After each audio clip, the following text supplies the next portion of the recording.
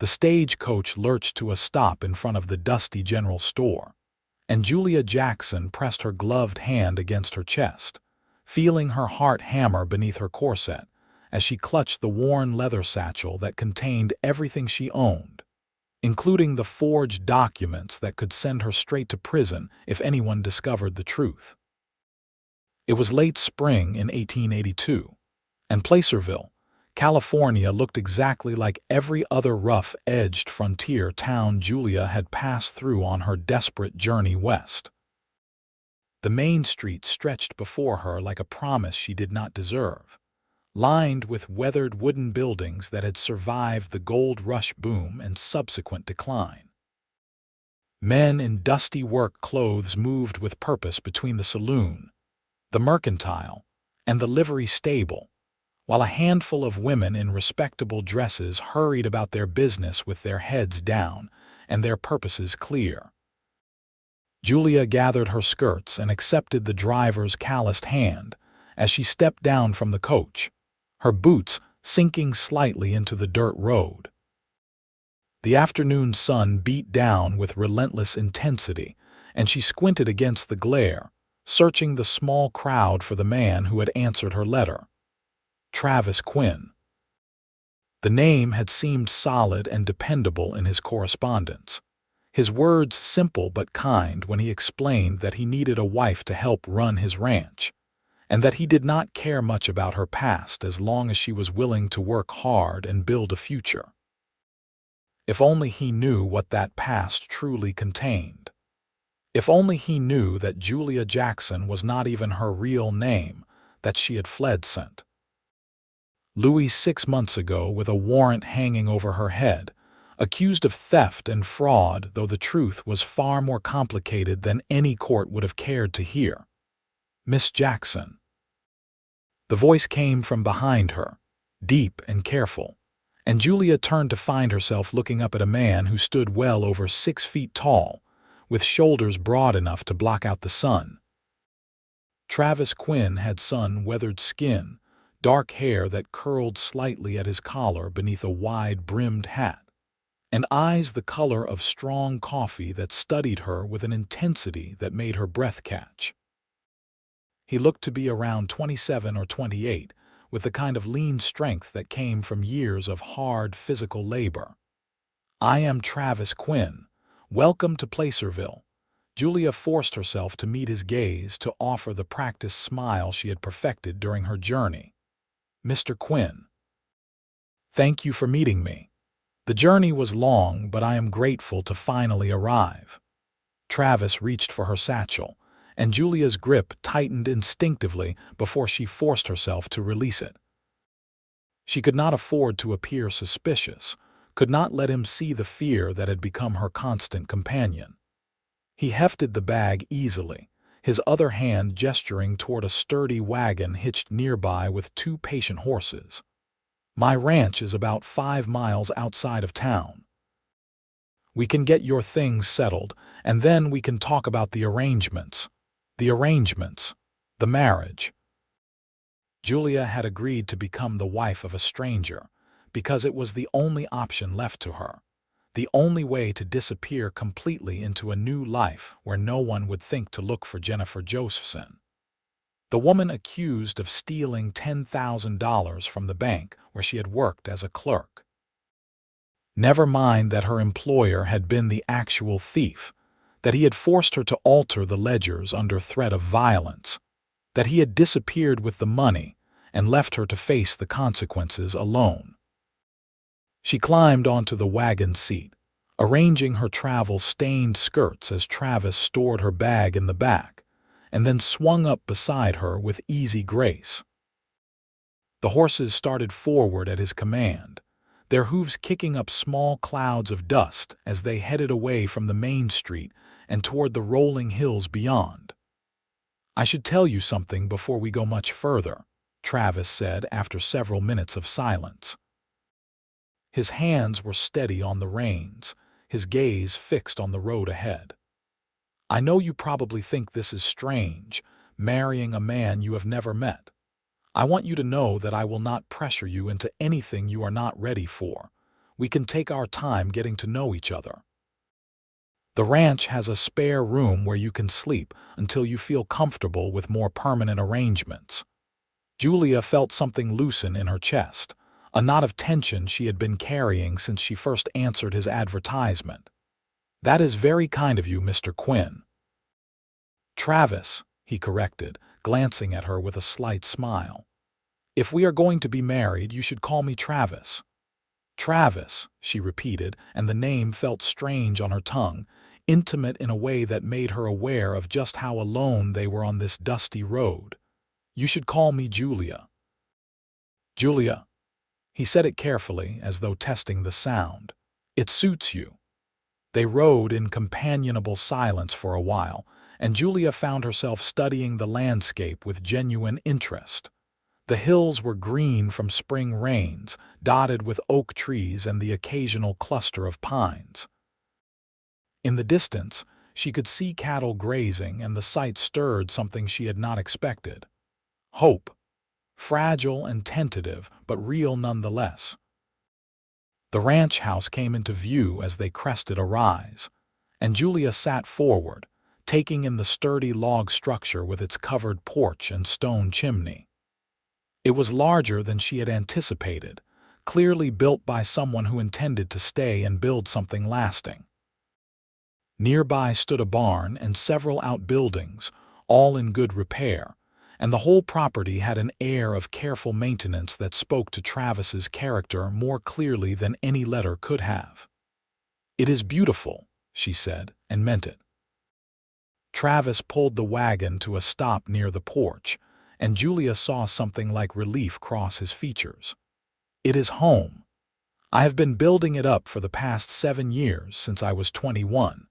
It is finally starting to feel like a real ranch instead of just a dream." He helped her down from the wagon, his hand strong and steady at her waist, and Julia felt the impropriety of his touch even as she acknowledged its necessity. This man was going to be her husband, she reminded herself. There would be far greater intimacies than this, eventually.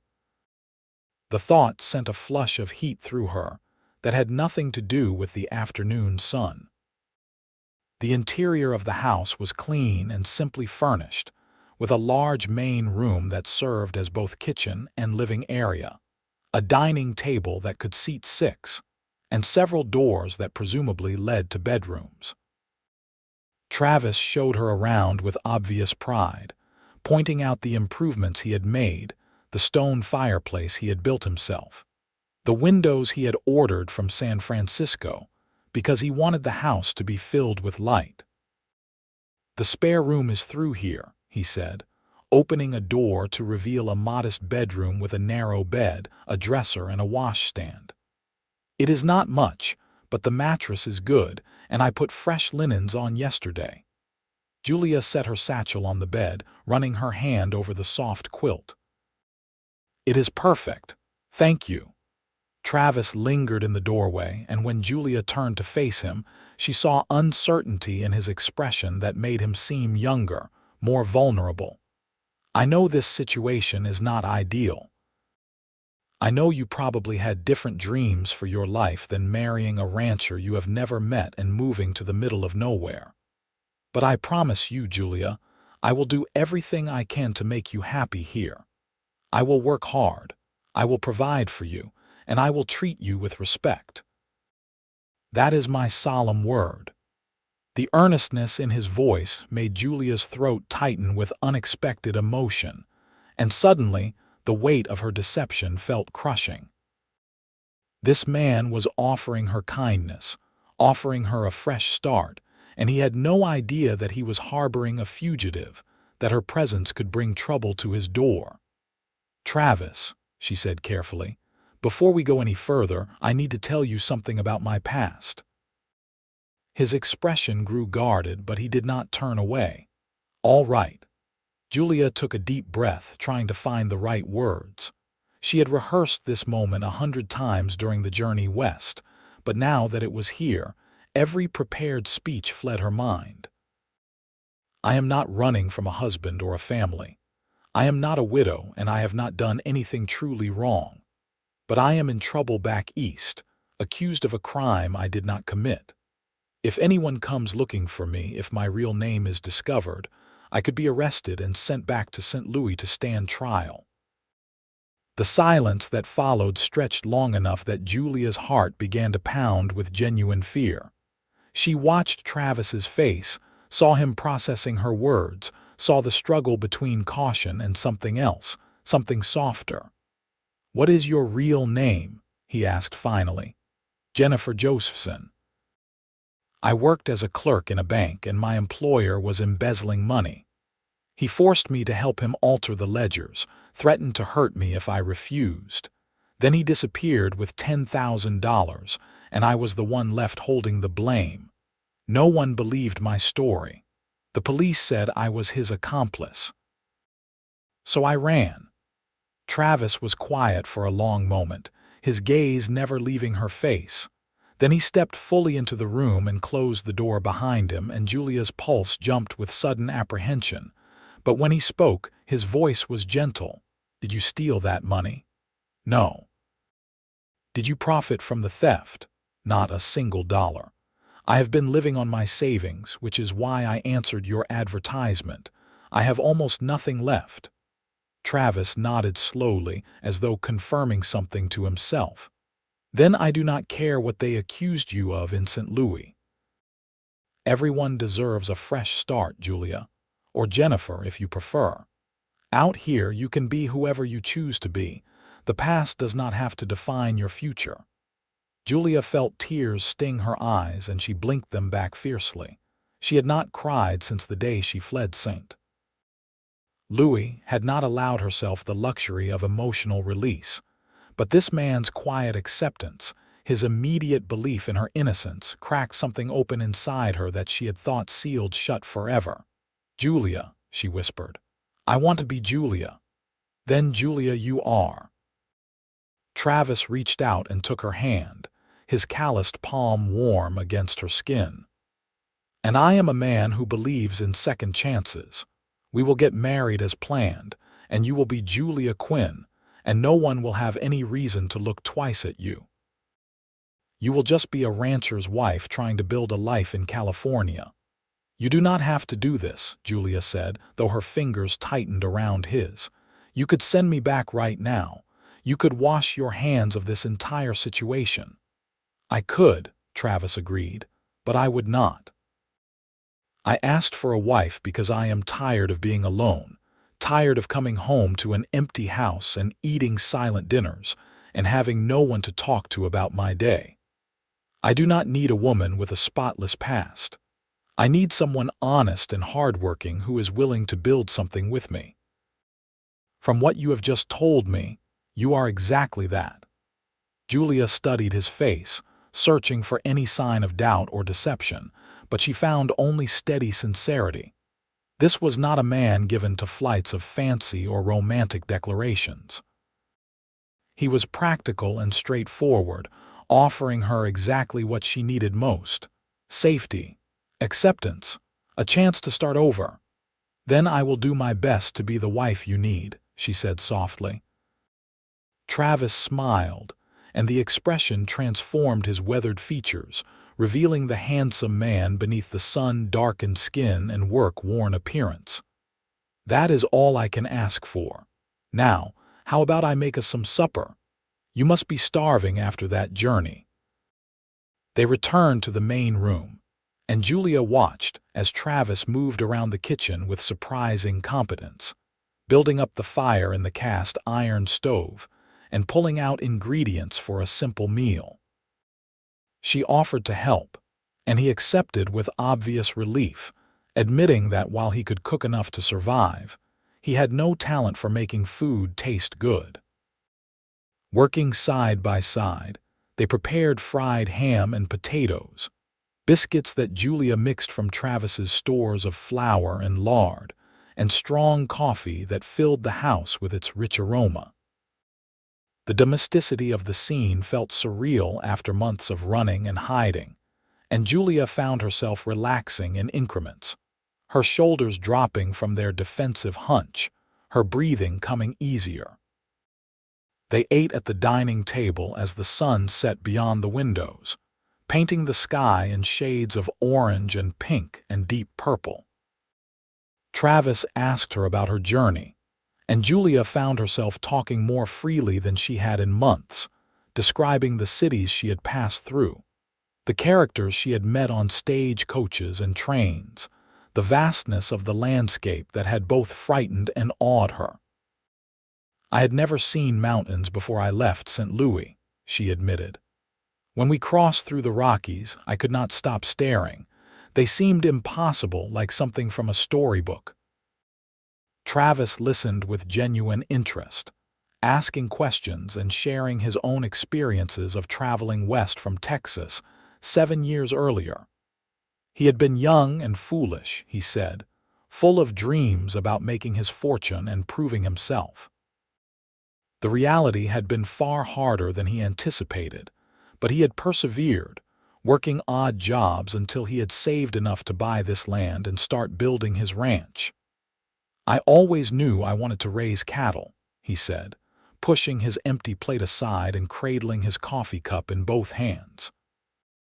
"My father was a rancher back in Texas and I grew up in the saddle, but I wanted something that was mine, not just an inheritance, so I came west and started from nothing."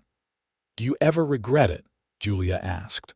"Leaving your family, being so far from everything familiar?" Travis considered the question carefully. "Sometimes.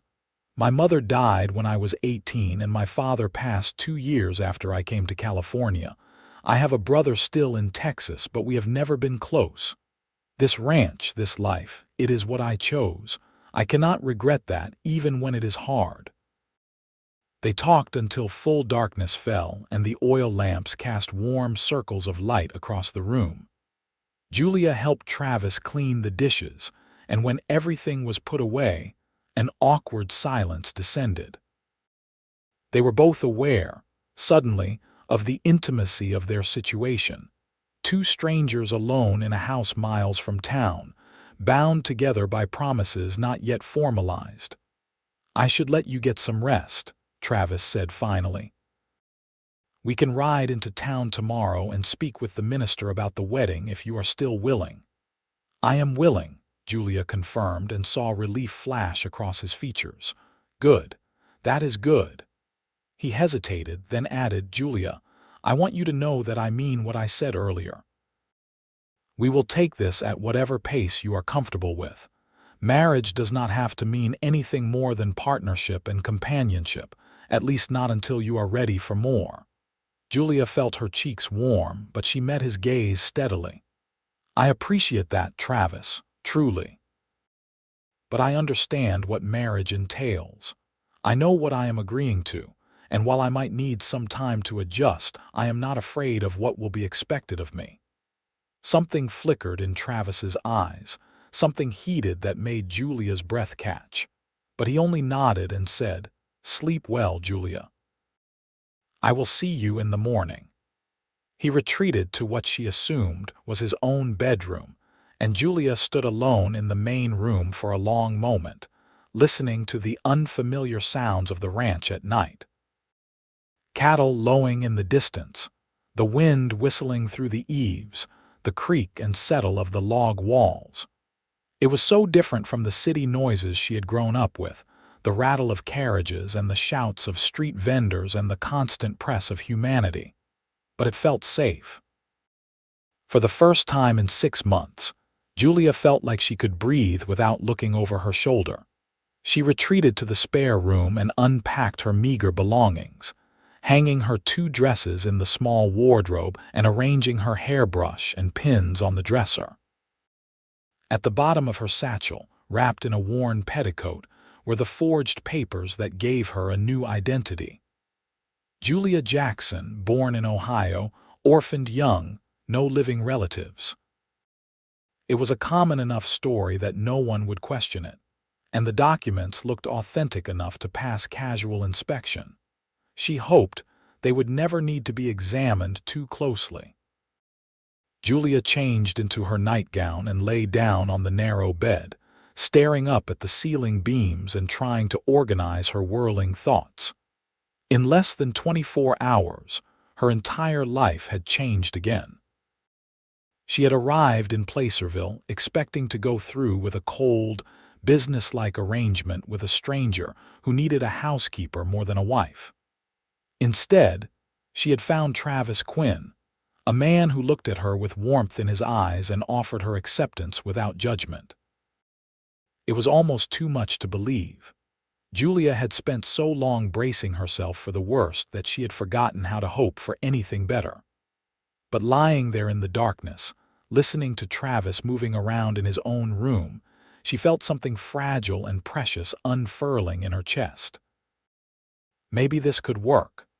Maybe she really could build a new life here, become Julia Quinn in truth and not just in name.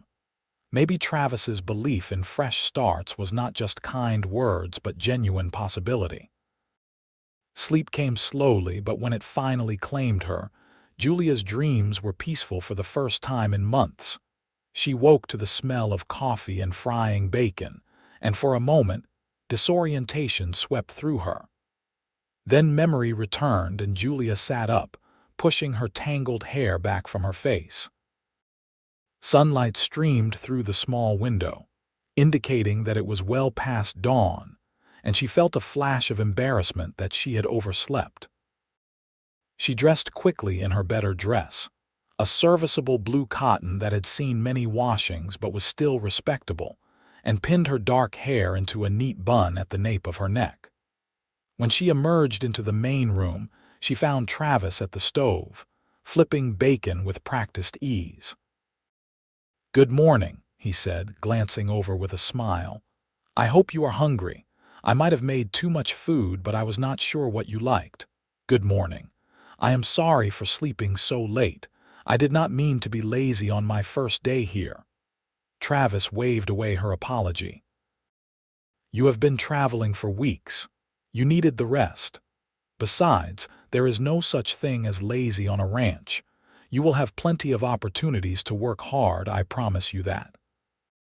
They ate breakfast together, and Julia marveled again at how easy it felt to sit across from this man, to share a meal and simple conversation as though they had known each other far longer than a single evening. Travis told her about his plans for the day, explaining that he needed to check on the cattle and mend some fence line, but that he would take her into town in the afternoon to speak with the minister. "Is there anything you need from town while we are there?" he asked. "Fabric for new dresses, supplies, anything at all." Julia thought of her dwindling funds and shook her head. "I have what I need for now. Perhaps once I am settled I can find some work to earn money for extras." Travis frowned. "Julia, once we are married, you will not need to worry about money. What I have is yours. I am not wealthy, but the ranch does well enough to provide for both of us comfortably." "I do not want to be a burden," Julia protested. "I am used to earning my own way." "You will not be a burden. You will be my wife, my partner in building this ranch. That is worth more than any wage." He reached across the table and covered her hand with his. "I know it will take time for you to trust this, to trust me, but I meant what I said about fresh starts. That includes letting go of the idea that you have to do everything alone." Julia felt her throat tighten with emotion, and she turned her hand over to squeeze his fingers. "Thank you, Travis, for everything." After breakfast, Travis headed out to work on the ranch, and Julia set about exploring the house more thoroughly. She found the kitchen well stocked with basics but lacking in organization, and she spent the morning rearranging shelves and taking stock of what supplies were running low. There was satisfaction in the work, in making small improvements to what would soon be her home. She also found Travis's bedroom door standing open, and though she knew she should not invade his privacy, curiosity drew her to the threshold. The room was Spartan and masculine, with a large bed covered by a simple quilt, a dresser, and a washstand. On the dresser sat a tintype photograph of a stern-looking couple who she assumed were Travis's parents, and beside it, a worn Bible and a pocket watch. Julia retreated before she could be caught snooping, but the glimpse into Travis's private space made him feel more real somehow, more human. This was not just a convenient arrangement or a desperate gamble. This was a life she was stepping into, with a man who had his own history and losses and dreams. Travis returned to the house around midday, and after a quick meal of cold meat and bread, they hitched up the wagon again for the ride into Placerville. Julia changed into her best dress, a deep green calico that brought out the color of her eyes, and pinned her hat carefully in place. She wanted to make a good impression on the townspeople, to seem like exactly what she claimed to be, a respectable woman starting a new life. The minister proved to be a kindly man in his 50s named Reverend Thomas, who received them in the small church on the edge of town. He asked them the expected questions about their intentions and their faith, and seemed satisfied with their answers. When Julia mentioned that she had no family to attend the ceremony, Reverend Thomas offered to have his wife stand as witness, along with one of Travis's friends from town.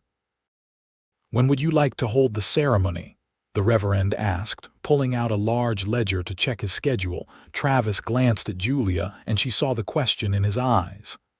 "As soon as possible," she said quietly, "if that is acceptable." "How about this Saturday?" Reverend Thomas suggested. "That gives you 3 days to prepare, and it falls nicely before Sunday services." Travis nodded. "Saturday works well for us. Thank you, Reverend." They finalized the details, and as they left the church, Julia felt the reality of what she was doing settle over her like a weight. In 3 days, she would be married. She would become Julia Quinn, wife of a California rancher, and Jennifer Josephson would cease to exist except in the nightmares that still occasionally woke her in the dark hours before dawn. Travis seemed to sense her sudden tension, because he took her elbow gently and guided her toward the general store. "Let me buy you some fabric for a new dress. You should have something special for the wedding." "Travis, that is not necessary," Julia protested, but he was already holding open the door of the mercantile, and the proprietor was greeting them with cheerful enthusiasm. "Travis Quinn, good to see you. And who is this lovely lady?" "This is Miss Julia Jackson," Travis said with obvious pride. "My bride-to-be. We are getting married on Saturday, and she needs fabric for a wedding dress." The proprietor, a round-faced man named Henry Michaels, beamed at them both. "Well, congratulations. Let me show you what we have. My wife just got in some beautiful cream silk that would look stunning on you, miss." Julia found herself swept up in the process of selecting fabric, thread, and trimmings, with both Travis and Henry offering opinions on what would look best. The cream silk was indeed beautiful, far nicer than anything Julia had owned in years, and when Travis insisted on also buying her a length of practical brown wool for everyday dresses, she felt tears prick her eyes again. "You are too generous," she whispered as they loaded their purchases into the wagon. "I am investing in our future," Travis replied simply. "Now, can you sew, or should we find someone to make up the dress?" "I can sew. My mother taught me before she passed." Julia ran her hand over the silk, imagining how it would look when finished. "I will have it ready in time." They made one more stop at the mercantile to purchase additional household supplies, and then Travis drove them to a small restaurant where they ate an early supper. Julia watched him interact with the townspeople who greeted them, noting how respected he seemed to be, how people smiled when they saw him and asked after his ranch with genuine interest. "You are well liked here," she observed as they ate. Travis shrugged, looking embarrassed. "I try to be a good neighbor. This is a small town and we all depend on each other. It matters how you treat people." On the ride back to the ranch, Julia found herself thinking about trust and how it was earned. Travis was showing her through his actions, not just his words, that he was a man of integrity. He treated her with respect. He was generous without being condescending, and he seemed genuinely committed to making their marriage work. She wanted to be worthy of that faith. She wanted to be the partner he deserved, not just a woman hiding from her past. Over the next 3 days, Julia threw herself into preparing for the wedding. She spent hours bent over her sewing, stitching the silk into a simple but elegant dress with a fitted bodice and full skirts. She had no veil, but she found some cream ribbon in Travis's supplies and fashioned it into a decoration for her hair. Between sewing sessions, she worked alongside Travis on the ranch, learning how to feed the chickens he kept near the house, how to gather eggs without startling the hens, how to identify which vegetables were ready for harvest in his modest kitchen garden. He taught her to ride one of the gentler horses, a patient mare named Daisy, so that she could move around the property independently. Every evening, they shared supper and conversation, and Julia felt herself growing more comfortable with Travis, more aware of him as a man and not just a convenient solution to her problems. She noticed the way his eyes crinkled when he smiled, the deep rumble of his laugh when she said something that amused him, the strength in his hands when he helped her down from a horse or reached past her for something in the kitchen. She found herself thinking about the wedding night, about what it would mean to share a bed with this man. The thought stirred both nervousness and something else, something that felt like anticipation. Saturday morning dawned clear and beautiful, with a mild breeze that kept the heat at bay. Julia woke early and bathed carefully, heating water on the stove and washing away the dust of ranch work. She pinned her hair into an elaborate style that her mother had once taught her, leaving a few dark curls to frame her face, and dressed in her new silk gown. When she emerged from the bedroom, she found Travis standing by the fireplace in his best suit, a dark jacket and trousers that made him look impossibly handsome.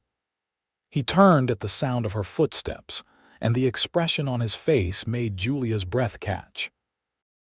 "You are beautiful," he said simply, and the reverence in his voice made her believe it. "You look very handsome yourself," Julia replied, and saw pleasure flash across his features. They rode to town together in the wagon, the silence between them comfortable rather than awkward. Julia's hands were steady as Travis helped her down in front of the church, steady as they walked through the doors together and found Reverend Thomas waiting with his wife, and a weathered rancher named Sam Dalton, who Travis introduced as his closest neighbor and friend. The ceremony was brief and simple. Julia spoke her vows in a clear voice, promising to love and honor and cherish Travis Quinn for as long as they both lived. Travis's voice was deeper, but just as steady as he made the same promises to her. When Reverend Thomas pronounced them husband and wife and invited Travis to kiss his bride, Julia felt her heart race. Travis cupped her face gently in his calloused hands and lowered his head, brushing his lips against hers in a kiss that was chaste but full of promise. Julia let her eyes drift closed, let herself lean into the contact, and when Travis pulled back, she saw heat in his gaze that made her pulse jump. "Congratulations, Mr. and Mrs. Quinn," Reverend Thomas said warmly, and his wife embraced Julia with genuine affection. Sam Dalton shook Travis's hand and gave Julia a respectful nod. "Travis is a good man. You will be happy with him." "I believe I will," Julia said and meant it. There was no reception, no celebration beyond kind wishes and handshakes. Travis and Julia climbed back into the wagon and headed for home as husband and wife, the afternoon sun warming their backs. Neither spoke during the journey, but Travis reached over and took Julia's hand, threading his fingers through hers, and she held on tight. Back at the ranch, Travis unhitched the horses while Julia went inside to change out of her wedding dress. She hung the silk carefully in the wardrobe, running her hand over the fabric one last time. She was married. Julia Quinn. The name felt strange and new, but also right in a way that surprised her. She changed into her everyday dress and returned to the kitchen to prepare supper, needing the normalcy of routine to calm her nerves. Travis came in a short while later, having also changed into his work clothes, and helped her set the table and dish up the venison stew she had prepared that morning. They ate quietly, both of them aware of the elephant in the room. What would happen when darkness fell? Whether Travis would expect to share a bed or continue giving Julia space. Finally, as Julia was clearing the dishes, Travis spoke. "Julia, I know this is our wedding night, but I do not want you to feel pressured. If you would rather continue sleeping in the spare room until you feel ready, I will not be offended." Julia set down the plates she was holding and turned to face her husband. He was watching her with those steady brown eyes, his expression open and patient, and something inside her made a decision. "I do not want to sleep in the spare room," she said quietly. "We are married now. I want this to be a real marriage in every way." Travis stood and crossed to her, stopping close enough that Julia had to tilt her head back to meet his gaze. "Are you certain? Because once we cross that line, there is no going back." "I am certain." Julia reached up and placed her hand against his chest, feeling his heartbeat strong and steady beneath her palm. "I trust you, Travis. I want to be your wife." He caught her hand and raised it to his lips, pressing a kiss to her knuckles that sent shivers down her spine. "Then come with me." Travis led her to his bedroom, to the wide bed with its simple quilt, and lit the oil lamp on the dresser so that the room filled with soft, golden light. Julia's hands trembled slightly as she began unpinning her hair, but Travis stepped behind her and gently took over, removing the pins one by one and setting them aside. When her dark hair tumbled free over her shoulders, he ran his fingers through it with obvious pleasure. "I have been wanting to do that since the first moment I saw you," he admitted, his breath warm against her ear. Julia turned in his arms and tilted her face up for his kiss. This time there was nothing chaste about it. Travis kissed her deeply, thoroughly, with a hunger that Julia found herself matching.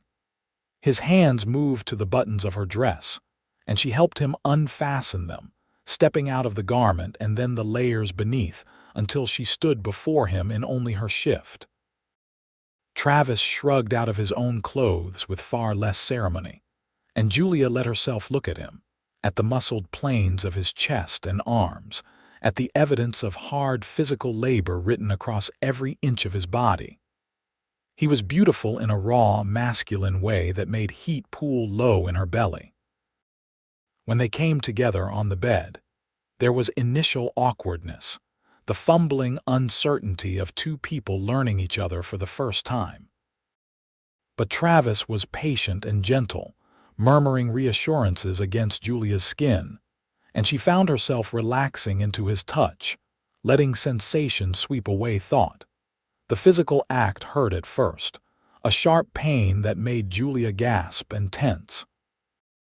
But Travis held still, kissing her tenderly until she adjusted, and then the pain faded into something else, something that built slowly with each measured movement. Julia clung to Travis's shoulders, matching his rhythm, and when release finally crashed over her, she cried out in surprised pleasure. Travis followed her over the edge moments later, burying his face in her hair and groaning her name. They collapsed together in a tangle of limbs and damp skin, hearts racing, breath coming fast. Travis rolled to his side and gathered Julia against his chest, pressing a kiss to her forehead. "Are you all right?" he asked softly. "Yes." Julia nestled closer, marveling at how safe she felt in his arms, how right this all seemed. More than all right. They lay together as the lamp burned low, talking quietly about nothing important, simply enjoying the intimacy of being close. Eventually, Travis rose to extinguish the light and they settled under the covers together, Julia's head pillowed on Travis's shoulder. "Thank you for marrying me," Travis murmured into the darkness, "for giving me a chance to make you happy." "Thank you for believing in me," Julia whispered back. "For giving me a fresh start." She fell asleep listening to the steady beat of his heart, feeling more content than she had in years. The weeks that followed took on a pleasant rhythm. Julia fell into the routines of ranch life with surprising ease, discovering that she enjoyed the physical work and the sense of accomplishment that came from tending the garden, caring for the chickens, and helping Travis with various tasks around the property. She learned to bake bread in the temperamental oven, to churn butter, to preserve vegetables for the winter months ahead. Travis proved to be a considerate husband in every way. He consulted Julia on decisions about the ranch, valued her opinions, and showed his appreciation for her contributions both in words and actions. At night, they came together with growing passion and familiarity, learning what pleased each other, building intimacy that went far beyond the physical. Julia found herself falling in love with him, truly and deeply. It crept up on her gradually, revealed in small moments. The way Travis always made sure she had the better portion of meat at supper. How he brought her wildflowers from the meadow when he rode out to check the cattle. The tender concern in his eyes when she accidentally burned her hand on the stove.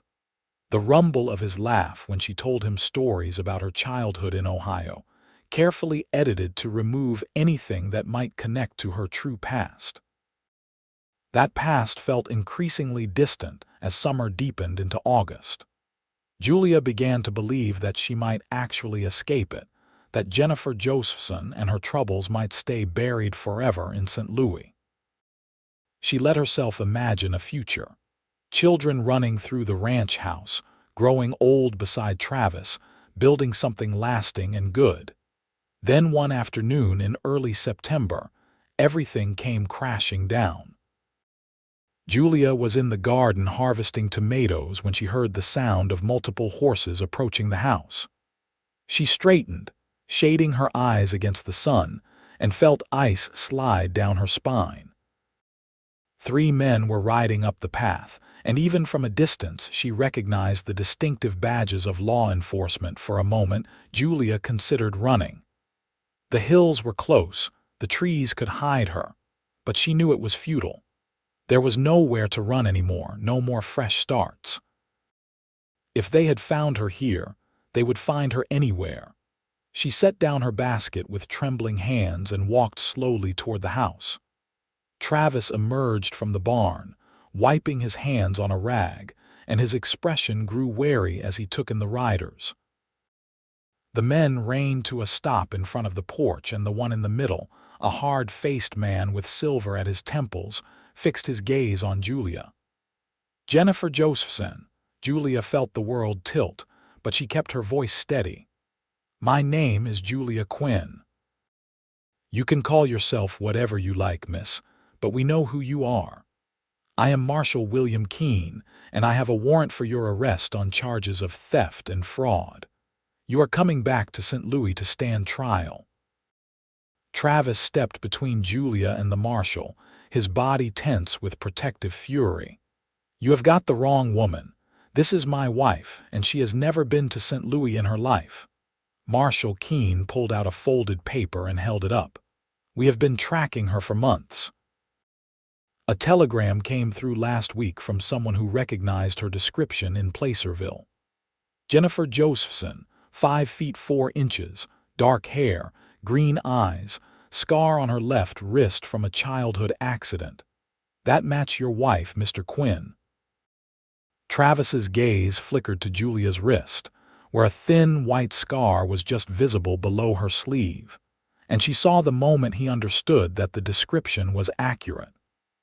But instead of stepping aside, he crossed his arms over his chest and met the marshal's gaze squarely. Even if my wife used to go by a different name, that does not mean she is guilty of anything. What evidence do you have? That is for a court to decide. Now step aside, or I will have you arrested for interfering with federal law enforcement." "Travis," Julia said quietly, touching his arm. "It is all right, I will go with them." "The hell you will," Travis said through gritted teeth. He looked at Marshal Keene with open hostility. "You are not taking my wife anywhere without me. If she goes to St. Louis, I go with her, and she gets a lawyer, a good one." The marshal exchanged glances with his companions, then shrugged. "Suit yourself. But she is going back in irons, and she is going back now." "Irons are not necessary," Travis protested, but Marshal Keene was already pulling out a set of manacles. Julia held out her wrists with as much dignity as she could muster, feeling the cold metal close around them with a finality that made her want to weep. She had been so close to escaping this, so close to building a real life. Now it was all falling apart, and worse, she was dragging Travis down with her. "I am sorry," she whispered as the marshal secured the chains. "I am so sorry." Travis's jaw was tight, his eyes blazing with fury, but when he looked at Julia, his expression softened. "You have nothing to apologize for. We will fight this together." The journey back to St. Louis took 2 miserable weeks. Julia rode in a locked stagecoach with Marshal Keene and his deputies, while Travis followed on horseback, refusing to let her out of his sight.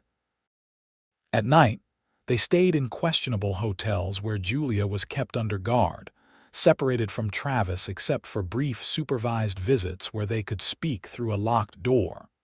During those stolen moments, Travis made plans. He would sell cattle to raise money for a lawyer. He would find witnesses to Julia's character. He would make sure she had every advantage possible when she faced trial. Julia listened to his determination and felt her heart breaking. He should not have to do this. He should not have to sacrifice his livelihood and his peace for a woman he had known for less than 4 months. "You should go home," she told him one night through the wooden door. "Let me face this alone. It is not your fight." "Like hell it is not," Travis replied, his voice rough with emotion. "You are my wife. That means your fights are my fights. I am not leaving you, Julia. Not now, not ever." When they finally reached St. Louis, Julia barely recognized the city she had fled. It seemed smaller somehow, less overwhelming now that she had experienced the vastness of the West. They took her directly to the jail, and Travis spent hours arguing with officials before they finally agreed to let him arrange for legal representation. The lawyer Travis hired was a sharp-eyed man named Robert Matthews, who listened to Julia's story with professional skepticism that gradually gave way to something like belief.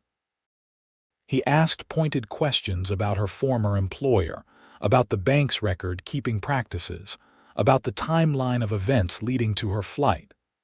"This is not as hopeless as it seems," he told them after several hours of interview. "The prosecution's case is built largely on circumstantial evidence and the word of bank officials who may have their own reasons for wanting someone to blame. If we can establish reasonable doubt, we might be able to win an acquittal." "And if we cannot?" Julia asked. Matthews's expression grew grave. "Then you could be looking at 5 to 10 years in prison." The trial began 3 weeks later. Julia sat beside Mr. Matthews at the defense table, wearing her wedding dress because it was the finest clothing she had, and tried to maintain her composure as the prosecution laid out their case. They painted her as a calculating criminal who had seduced her employer into trusting her, then helped him steal $10,000 before fleeing west to avoid justice. Travis sat in the front row of the gallery every single day, his presence a constant reminder that she was not alone. Julia drew strength from him, from the steady way he met her eyes whenever she glanced back, from the confidence in his expression that said he believed in her innocence, no matter what the prosecution claimed. When it was the defense's turn, Matthews systematically dismantled the prosecution's arguments. He showed that the bank's own records were poorly maintained, that multiple employees had access to the funds, that there was no direct evidence linking Julia to the theft beyond her presence in the building and her role in maintaining the ledgers. He brought in handwriting experts who testified that the altered entries appeared to have been made under duress, the strokes shaky and uncertain. Then Matthews called Julia to the stand, and she told her story in full for the first time. She explained how her employer, a senior bank officer named Charles Whitmore, had approached her 6 months before the theft with increasingly strange requests. How he had asked her to stay late to correct errors in the books, always when no one else was around. How his requests had grown more insistent, his demeanor more threatening. How he had finally admitted what he was planning and told her she would help him or face consequences. "What kind of consequences?" Matthews asked gently, Julia's hands twisted in her lap. "He knew things about my mother's death, about debts she had owed that I inherited. He said if I did not help him, he would make sure I lost everything. And then he implied that accidents could happen to women who did not cooperate. I was afraid.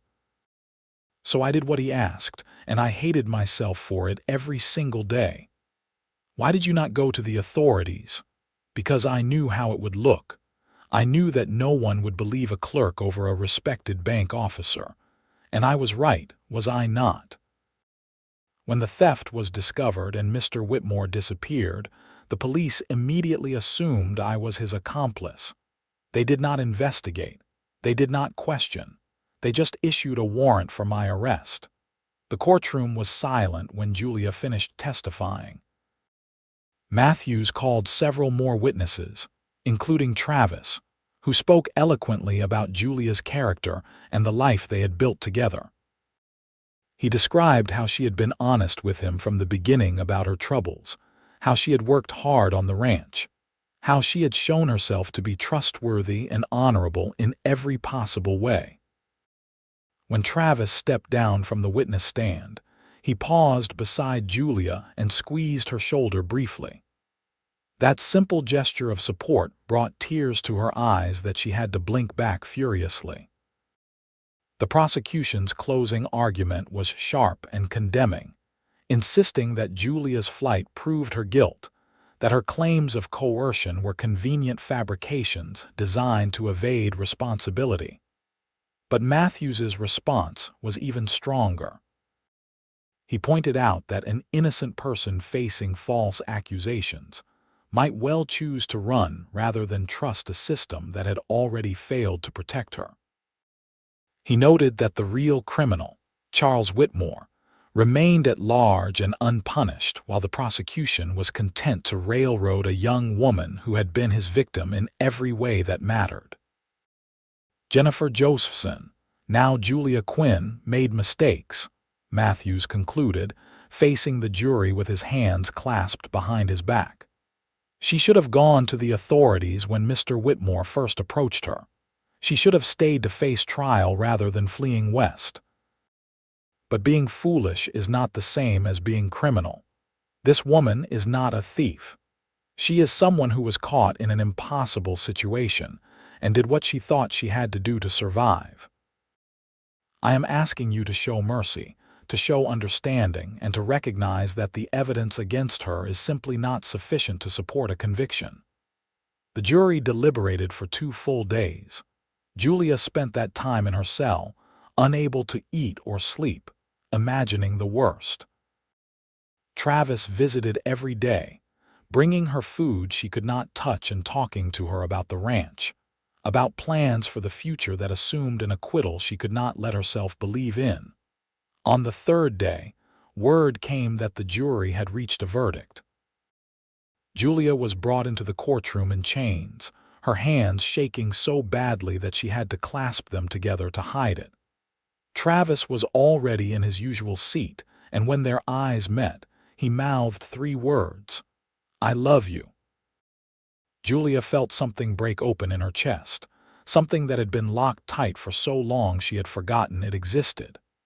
She mouthed the words back, needing him to know, needing to say it at least once even if this was the last time they would be together like this. The jury filed in, their faces impassive and impossible to read. The foreman stood, a paper clutched in his weathered hands, and read the verdict in a voice that carried clearly through the silent room. "We, the jury, find the defendant not guilty on all charges." The courtroom erupted in noise, but Julia heard none of it. She could only stare at the foreman, certain she had misheard, until Travis was suddenly there, pushing past the bailiff to pull her into his arms despite the chains still binding her wrists. "You are free," he said against her hair, his voice breaking. "You are free, Julia. It is over." Julia collapsed against him, sobs tearing from her throat as all the fear and tension of the past months finally released. Travis held her through it, one hand cradling the back of her head, murmuring reassurances and endearments.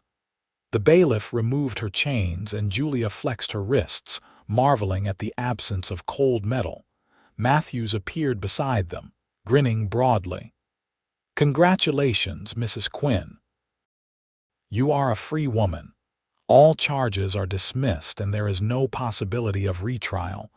Julia could barely speak past the tears. "Thank you. Thank you so much. Thank your husband. His testimony and his support made all the difference. The jury believed you because he believed you so completely." Matthews shook Travis's hand firmly. "You are a good man, Mr. Quinn. Take care of her." "I intend to," Travis said, his arm still wrapped protectively around Julia's waist. They left the courthouse together, stepping out into the bright October afternoon, and Julia paused on the steps to tilt her face toward the sun. She was free, truly, completely free. Not just from chains or accusations, but from the weight of fear and secrecy that had pressed down on her for so long. "Can we go home?" she asked Travis softly. "Back to California. As soon as you are ready, we will buy tickets on the next train west." Travis cupped her face in his hands, his thumbs brushing away the tear tracks on her cheeks. "I told you everyone deserves a fresh start. Now you really have one. No more running, no more hiding. Just you and me and the life we are building together." Julia kissed him there on the courthouse steps, not caring who saw, not caring about anything except the solid reality of this man who had stood beside her through everything. "I love you," she whispered against his lips. "I should have said it sooner. I love you, Travis Quinn. I love you too." Travis kissed her again, deeper, before pulling back with a smile. "Now let's go home." They spent one more night in St. Louis, but this time Julia slept in a hotel room beside her husband instead of a jail cell. She woke in the early hours to find Travis watching her in the moonlight filtering through the window. "I thought I lost you," he admitted quietly. "When they took you away, when I sat in that courtroom day after day listening to them try to destroy your character, I was so afraid that I would never get to bring you home." Julia reached for his hand, threading their fingers together. "You never lost me. Even when I thought I might be convicted, even when everything seemed hopeless, I knew that what we had was real, that it mattered. You taught me that I could trust again, that I could believe in people and in the possibility of happiness. No matter what happened, I would have been grateful for that. It is over now. The past is finished. From here on, we only move forward." Travis pulled her close, and Julia settled against his chest, listening to his heartbeat steady and strong. They took the train west 2 days later, retracing the journey that had brought Julia to California in the first place. But this time, she traveled as herself, with nothing to hide and no one to fear. She and Travis spent the long hours talking about plans for the ranch, dreaming up improvements they wanted to make, discussing the possibility of expanding the herd or perhaps raising horses as well as cattle. "What about children?" Travis asked one evening as they watched the sunset from the train window. "Do you want them?" Julia considered the question carefully. 6 months ago, she would have said no, that she could not imagine bringing children into a life defined by running and uncertainty. But now, everything was different. "Yes," she said softly. "I want children with you. I want to fill that house with noise and laughter and love. I want to build a family." Travis smiled and kissed her temple. "Then that is exactly what we will do." They arrived back in Placerville in late October, when the trees were ablaze with autumn color, and the air held the first crisp promise of winter. Sam Dalton met them at the station with the wagon, grinning broadly when he saw them together. "Good to see you back, Travis." "And Mrs. Quinn, I am glad everything worked out. The whole town has been talking about your trial. You are famous now." Julia felt her stomach clench with anxiety. "What are people saying? That you got railroaded by corrupt officials and your husband was a hero for standing by you?" "Most folks are just glad you are home." Sam loaded their bags into the wagon. "Though I suppose there are always a few who will gossip. You know how small towns are." Julia looked at Travis with concern, but he just shook his head. "Let them gossip. We know the truth, and that is all that matters." The ride back to the ranch felt like a homecoming in the truest sense. Julia drank in the sight of the rolling hills, the oak trees, the familiar shape of the house as it came into view. Everything was exactly as they had left it, preserved in their absence by Sam's care, and she felt a rush of love for this place that had become her sanctuary. Over the following weeks, Julia settled back into ranch life with profound relief.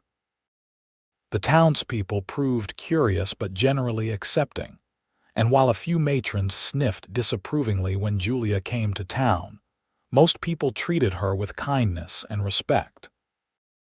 She made friends with Sam Dalton's wife, Rebecca, a practical woman who ran her own ranch with cheerful competence, and with several other women in the area who welcomed her into their circle. Travis had been right. This was a place where people cared more about who you were now than who you had been in the past. It was a place where Julia could finally, truly be herself. Winter came on gently that year, bringing cool rains that turned the hills emerald green and filled the creek that ran through Travis's property to overflowing. Julia spent her days cooking and sewing and tending to indoor tasks, while Travis worked on repairs and improvements to the ranch buildings. They spent long evenings by the fire, reading aloud to each other or simply sitting in comfortable silence, content in their companionship. In January, Julia realized she had missed her monthly courses. She waited another month to be certain, hardly daring to hope, before she finally told Travis over breakfast on a cold February morning. "I think I might be with child," she said, setting down her coffee cup with a trembling hand. Travis went very still, his fork halfway to his mouth. "Are you certain?" "As certain as I can be without seeing a doctor. I have missed 2 months now, and I have been feeling ill in the mornings. It seems likely." Travis set down his fork and came around the table to kneel beside her chair, taking both her hands in his. "Julia, that is wonderful. That is the best news you could have given me." Julia searched his face, seeing joy and excitement and perhaps a little fear that mirrored her own feelings. "You are not concerned about everything that happened, about whether I am ready for this. I think you are the strongest person I know. You faced down false accusations and a trial that could have ruined your life, and you came through it with your integrity intact. If you can do that, you can certainly handle motherhood." Travis pressed a kiss to her knuckles. "But more importantly, you will not be doing it alone. We are partners in this, remember? We will figure it out together." They rode into town the next week to see the doctor, who confirmed what Julia had suspected. She was indeed expecting, probably due to give birth in late summer. The doctor gave her instructions for maintaining her health, warned Travis to make sure she rested and did not overwork herself, and sent them home with a list of supplies they would need to prepare for the baby's arrival.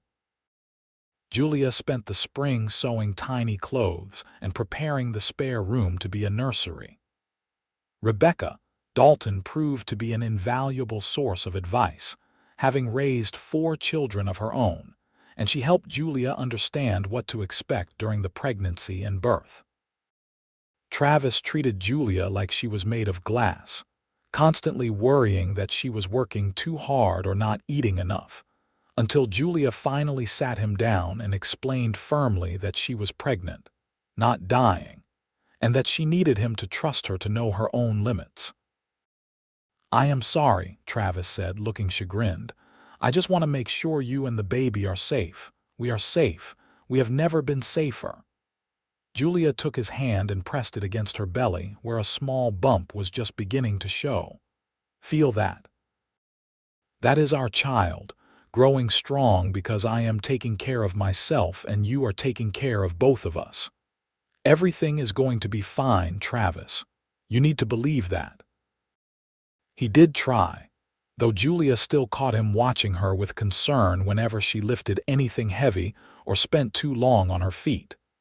But she found his protectiveness endearing rather than annoying, a tangible reminder of how much he loved her. The baby arrived on a sweltering August afternoon, after a long and difficult labor that left Julia exhausted and Travis pale with worry. But when the midwife finally placed the squalling infant in Julia's arms, all the pain and fear evaporated in an instant. "It is a boy," the midwife announced with satisfaction. "A healthy boy with good, strong lungs." Julia cradled her son against her chest, marveling at his tiny, perfect features, his dark hair and red face and grasping fingers. Travis sat beside the bed, one arm around Julia's shoulders, staring at their child with an expression of such profound wonder that it made Julia's eyes sting with happy tears. "He is beautiful," Travis whispered. "He is perfect." "What should we name him?" Julia asked. They had discussed names for months but had not made a final decision. Now, looking at their son, Julia knew exactly what felt right. "What about Thomas? After Reverend Thomas, who married us and believed in us when we needed it most." "Thomas Quinn." Travis tested the name, then smiled. "I like it. Thomas Quinn." Little Thomas proved to be a demanding infant, waking frequently to nurse and fussing when he was not being held. Julia and Travis took turns walking him through the house at night, singing lullabies and telling stories until he finally settled. They were both exhausted, running on little sleep and enormous amounts of love. But Julia had never been happier.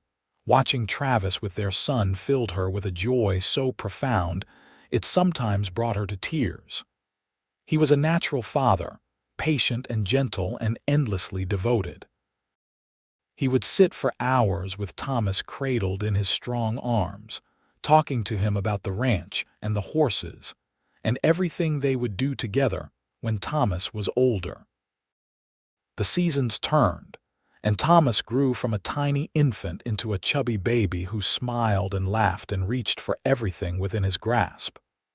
Julia's days were full of feeding and changing and playing, while Travis managed the ranch and helped with his son whenever he was not working. They hired a young man from town to help with some of the heavier ranch work, giving Travis more time to spend with his family. On a cool October evening, when Thomas was just over a year old, Julia and Travis sat on the porch together watching the sunset while their son played with wooden blocks at their feet. It was peaceful and perfect, a moment of quiet contentment that Julia wanted to preserve forever. "Do you ever think about St. Louis?" Travis asked, breaking the comfortable silence. About what happened there, Julia considered the question carefully. Sometimes, but it feels like it happened to a different person, someone I used to be. Jennifer Josephson was frightened and alone, always looking over her shoulder. Julia Quinn is loved and safe and building a life that matters. I would not go back to being that other person for anything. Travis reached over and took her hand, raising it to his lips. I am glad you answered my advertisement. I am glad you took a chance on a stranger offering you a fresh start. You have made me happier than I ever imagined I could be. You saved my life, Julia said simply. In every way that matters, you saved me. And then you showed me that I was worth saving, worth believing in. I will never forget that, Travis. I will spend the rest of my life being grateful for you. You do not need to be grateful. You just need to be here with me exactly as you are. Travis pulled her close, and Julia leaned against his shoulder, watching their son play and feeling peace settle deep in her bones. The years that followed were good ones. Thomas grew into a bright, energetic boy who followed Travis everywhere, learning about ranching and animals and the land. When he was 3, Julia gave birth to a daughter they named Sarah, a sweet-natured child with Travis's dark eyes and Julia's determination. 2 years after that came another son, Daniel, who proved to be fearless and adventurous from the moment he could crawl. The ranch prospered under Travis's careful management, and they were able to expand the herd and build additional outbuildings. Julia started keeping chickens seriously, selling eggs in town, and began a modest business making preserves and baked goods that became quite popular with the townspeople. They were not wealthy, but they were comfortable and, more importantly, they were happy. Julia never forgot where she had come from or what she had survived to build this life. Sometimes, late at night when Travis was sleeping beside her and the house was quiet, she would lie awake and marvel at how different everything had turned out from what she had feared during those desperate months of running. She had expected to spend her life alone, always looking over her shoulder, never trusting anyone completely. Instead, she had found Travis. She had found home. She had found a love that was steady and true and strong enough to weather any storm. On their 10th wedding anniversary, Travis surprised Julia with a gift. It was a small wooden box, carefully carved with their initials intertwined. Inside, Julia found the advertisement that she had answered all those years ago, the letter that had changed both their lives. I kept it, Travis said, watching her face. I wanted to remember the day everything changed for me, the day I placed that advertisement and hoped that someone, somewhere might answer it. I never imagined I would be lucky enough to find you. Julia traced the faded ink with her finger, reading the simple words. Rancher seeking wife, must be hardworking and honest. Past does not matter, only the future we will build together. You meant that, did you not? She said softly. About the past not mattering. I meant every word. And I would mean it again today. Travis took the box from her hands and set it aside, then pulled her into his arms. You are the best thing that ever happened to me, Julia Quinn. You and our children and this life we have built. I would not change a single moment, not even the hard ones, because they brought us here. Julia kissed him with all the love and gratitude that filled her heart. Everyone deserves a fresh start, she whispered against his lips, echoing the words he had spoken to her so long ago. But not everyone is lucky enough to find someone willing to believe in them the way you believed in me. Thank you, Travis, for everything. They stood together on the porch as the sun set over their land, their children's laughter drifting from inside the house, and Julia felt complete in a way she had never expected to experience. She was Julia Quinn, wife and mother and partner in building something that would last. She was loved and valued and safe. She was finally and forever home. The spring of 1895 arrived with a profusion of wildflowers that turned the meadows into a riot of color. Thomas was now 13, already showing signs of the man he would become, tall and serious and devoted to the ranch work. Sarah was 10, equally at home helping her mother in the kitchen or riding out with her father to check on the cattle. Daniel, at 8, remained the wild card, always getting into mischief and emerging from his adventures muddy but grinning. Julia stood in her kitchen preparing supper and reflected on the miracle of ordinary days. There was something profound, she had learned, in the simple rhythms of daily life.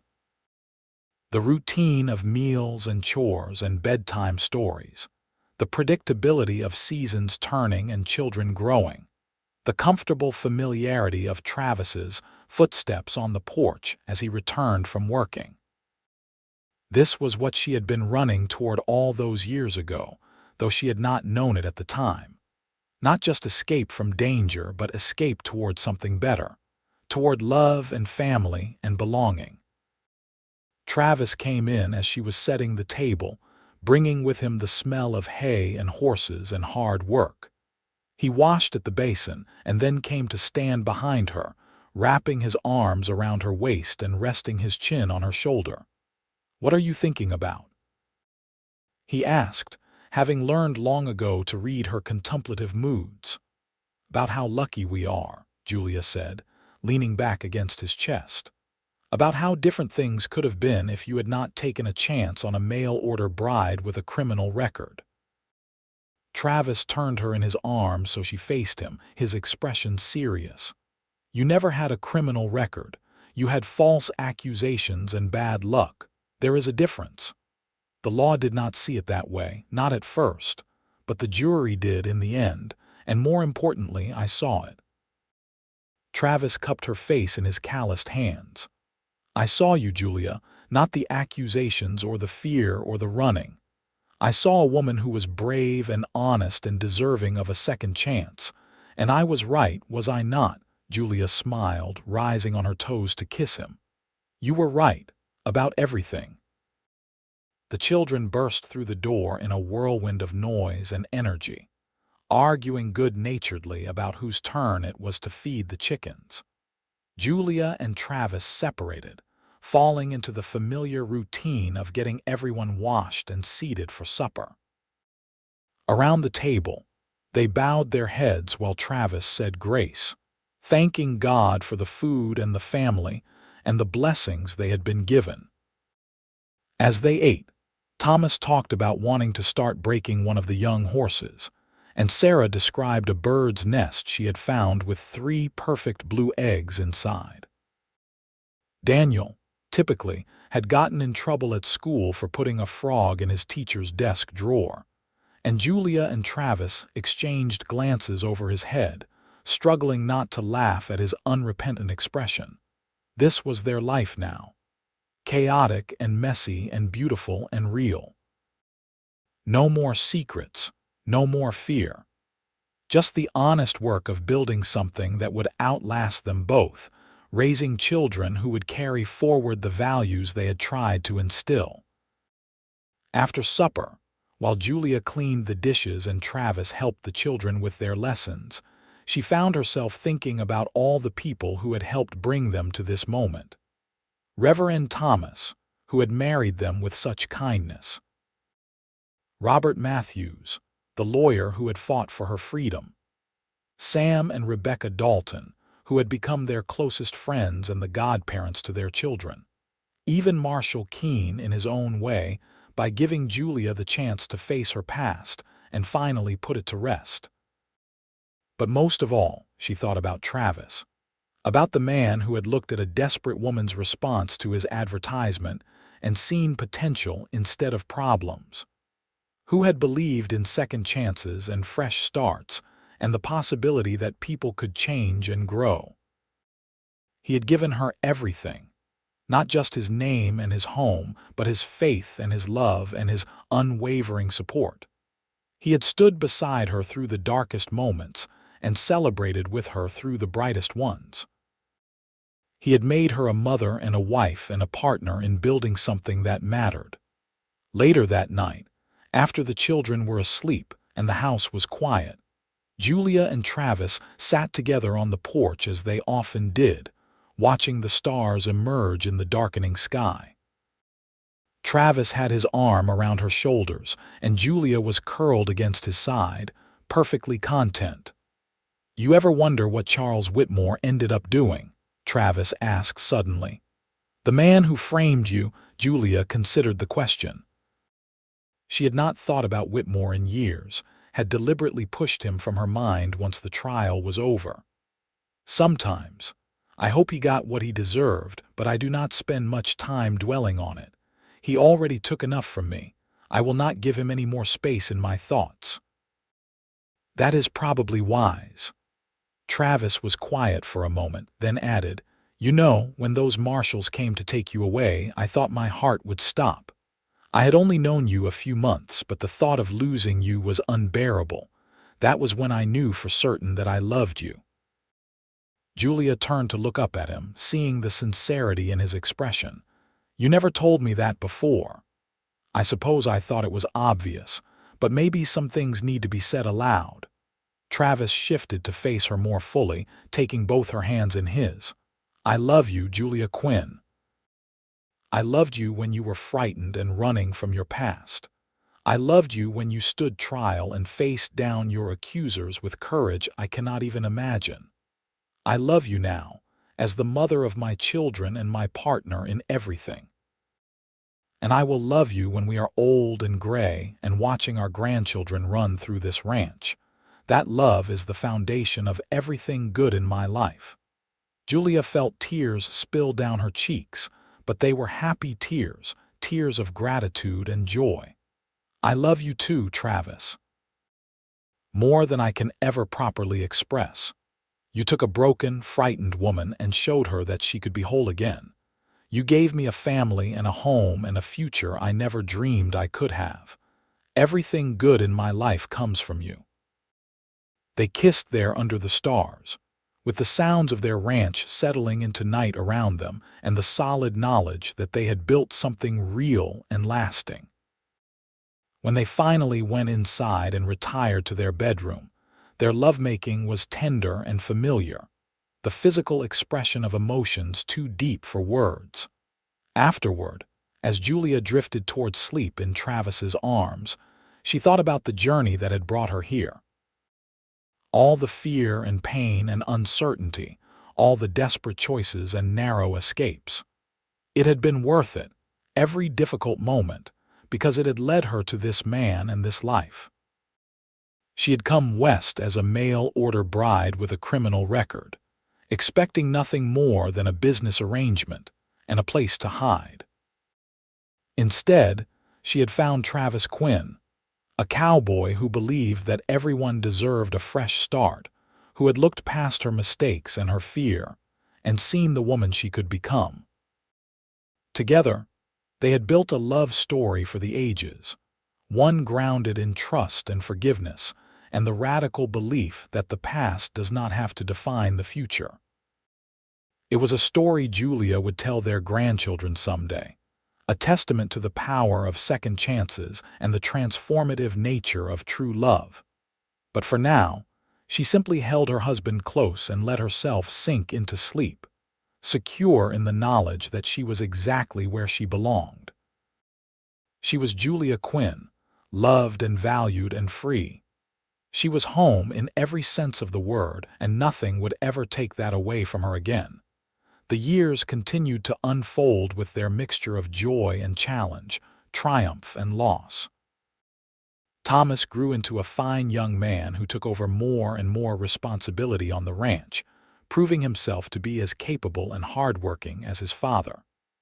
Sarah developed a talent for breeding horses and built a small but successful business selling well-trained mounts to neighboring ranches. Daniel, after a wild adolescence that gave Julia more than a few gray hairs, settled down and fell in love with a girl from town, bringing her home to meet his parents with obvious pride. Travis and Julia aged together gracefully, their love deepening with each passing season. They celebrated 20 years of marriage, then 25, then 30. They welcomed grandchildren into their home and taught them the same values they had instilled in their own children. The importance of honesty, the power of hard work, and the fundamental truth that everyone deserves a chance to start over. On a warm summer evening, as they celebrated Julia's 65th birthday, surrounded by their children and grandchildren, Travis stood and raised his glass in a toast. His hair was silver now, his face deeply lined, but his eyes were the same steady brown that had captured Julia's heart so many years ago. "To my wife," he said, his voice strong despite his years. "The bravest woman I have ever known, who came to me with nothing but courage and determination, and built a life that has been the greatest blessing of my existence. Julia, you have made every day of the past 33 years an adventure. Here is to many more years together." Julia raised her own glass, her hand trembling slightly but her smile radiant. "To my husband, who taught me that love is not about perfection but about acceptance, who showed me that the past can be forgiven and that fresh starts are always possible. Travis, you saved my life in every way that matters. I love you more today than I did on our wedding day, and I will love you more tomorrow than I do today." Their children and grandchildren cheered, and as Julia looked around at the faces of the family she and Travis had created, she felt a profound sense of completion. This was her legacy, not the fear and mistakes of her youth, but this gathering of people who carried forward the love that she and Travis had built. Later, as the celebration wound down and the last grandchild was carried off to bed, Julia and Travis walked out to the porch for the 1,000th time. The ranch looked different now than it had 33 years ago. It was bigger, more prosperous, with new buildings and improved pastures. But it was still fundamentally the same place where Julia had arrived as a frightened mail-order bride and found, against all odds, her forever home. "Do you have any regrets?" Travis asked, echoing a question he had posed many times over the years. Julia leaned against him, feeling the solid warmth of his body beside hers. "Not a single one. Every choice I made, every challenge I faced brought me to you. How could I regret that?" "I am glad," Travis said softly, "because I feel the same way. You were the answer to a prayer I did not even know I was praying, and I thank God every day that you answered my advertisement all those years ago." They stood together in comfortable silence, watching the stars emerge and listening to the night sounds of their ranch. In the distance, cattle moved quietly through the pastures. Closer by, horses nickered softly to each other. And all around them was the tangible evidence of the life they had built together, brick by brick, day by day, choice by choice. Julia thought about the young woman she had been, desperate and afraid, clutching a worn satchel that contained everything she owned. That woman would have been amazed to see where she ended up, to know that her gamble on a stranger's kindness would pay off so beautifully. She would have been grateful beyond measure to know that safety and love and family were waiting for her at the end of that dusty road into Placerville. "Thank you," Julia whispered, "not for the first time and certainly not for the last." Travis kissed the top of her head, understanding without needing to ask what she was thanking him for. "Always," he replied. "From that first day to this one and all the days still to come. Always." And there, under the California stars in the home they had built together, Julia Quinn felt the truth of those words settle deep in her soul. She was loved, she was safe, she was free. And she would remain so, wrapped in Travis's arms and in the enduring power of a love that had conquered fear and forgiven mistakes and proved, beyond any shadow of doubt, that everyone truly does deserve a fresh start. Their story, which had begun with desperation and a leap of faith, had become a testament to the transformative power of love and the radical grace of second chances.